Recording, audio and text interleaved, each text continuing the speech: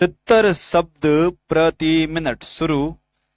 वादी ने स्पष्ट कथन किया है कि प्रकरण में प्रश्नाधीन दस्तावेज प्रदर्श पी एक सशर्त विक्रय द्वारा बंधक था, जबकि प्रतिवादी का बचाव पक्ष है कि यह संपत्ति के पुनर्विक्रय की शर्त के साथ पूर्ण विक्रय था।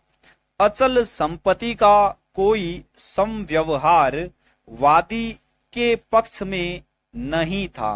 यदि लिखित दस्तावेज का रूप लेता है एवं पक्षकार उस दस्तावेज में ही राशि की वापसी एक नियत अवधि में क्रेता को करने हेतु शर्त समाहित करते हैं, तब ऐसा दस्तावेज सशर्त विक्रय द्वारा बंधक अथवा पुनर्विक्रय की शर्त के साथ पूर्ण विक्रय है। यह बिंदु पक्षकारों की नीयत पर निर्भर है।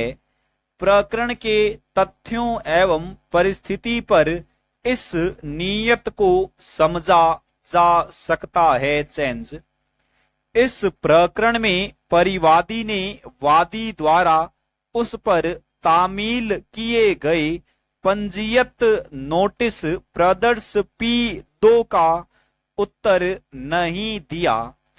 उसने मकान के इस कथन का खंडन नहीं किया कि वह राशि वापस करके वादग्रस्त मकान की वापसी अर्थात पुनर्विक्रय चाहता है। इस कारण यह निष्कर्ष निकाला जा सकता है कि पक्षकारों के मध्य यह आपसी समझ थी कि यह ऋण का समव्यवहार था, न कि मकान का पूर्ण विक्रय था।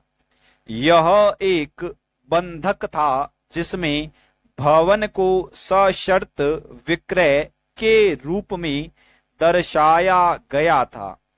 बंधक कर्ता को संपत्ति हस्तांतरण अधिनियम की धारा 60 के अंतर्गत संपत्ति को बंधक से मोचन का अधिकार दिया गया है। यह शर्त कि यदि 2 वर्ष की अवधि में राशि का भुगतान नहीं किया गया तो यह पूर्ण विक्रय हो जाएगा। बंधक कर्ता के उपरोक्त वर्णित कानूनी अधिकार के विरुद्ध है। बंधक कर्ता द्वारा युक्ति युक्त अवधि में मकान को बंधक से मोचन कराने का अधिकार साम्या के सिद्धांत पर आधारित है। बंधक पत्र में किसी सीमित अवधि में ऋण की अदायगी की शर्त समाहित करना बंधक कर्ता के मोचन के इस अधिकार को रोकना मोचन पर अड़ंगा ऑब्लिक बाधो कहा जाता है, जो शून्य है।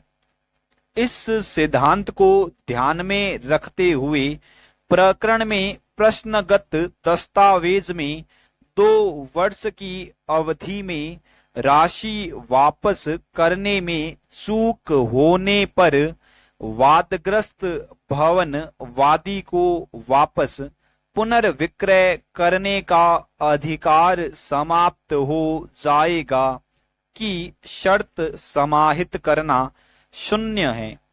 परिणामतः यह दस्तावेज संपत्ति के पुनर्विक्रय के साथ पूर्ण विक्रय न होकर सशर्त विक्रय के साथ बंधक का दस्तावेज माना जाता है। वाद प्रश्न क्रमांक 1 पर मेरा निष्कर्ष वादी के पक्ष में दिया जाता है। वाद प्रश्न क्रमांक 1 पर साक्ष्य के विश्लेषण एवं वैधानिक स्थिति की विवेचना से यह स्पष्ट प्रमाणित हो चुका है कि विवादित समव्यवहार सशर्त विक्रय के साथ बंधक था। इस कारण यह निष्कर्ष निकलता है कि पंजीबद्ध दस्तावेज में 2 वर्ष की अवधि संविदा का मर्म नहीं थी तथा वादी को यह वैधानिक अधिकार है कि वह युक्ति युक्त समय में ऋण राशि 50,000 रुपए भुगतान करके मकान को बंधक से मोचन कराकर आधिपत्य प्राप्त कर सकता है। अतः वाद प्रश्न क्रमांक 2 एवं 3 का निष्कर्ष वादी के पक्ष में तथा प्रतिवादी के विरुद्ध दिया जाता है। स्टॉप।